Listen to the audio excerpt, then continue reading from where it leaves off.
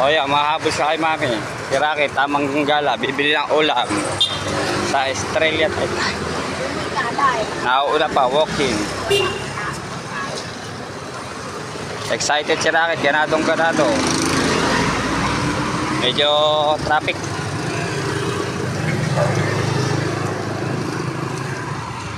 Ay, napoying pa ako.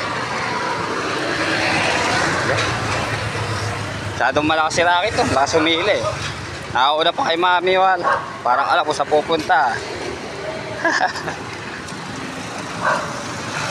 O, magpaiwan muna tayo. Ayun. Hindi, gusto lang kasabay pala si mami. Sabi kayo ng nanay, ng lola. Sabi kayo ng lola.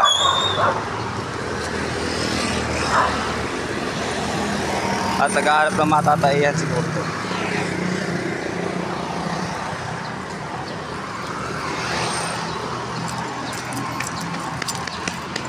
Bilis.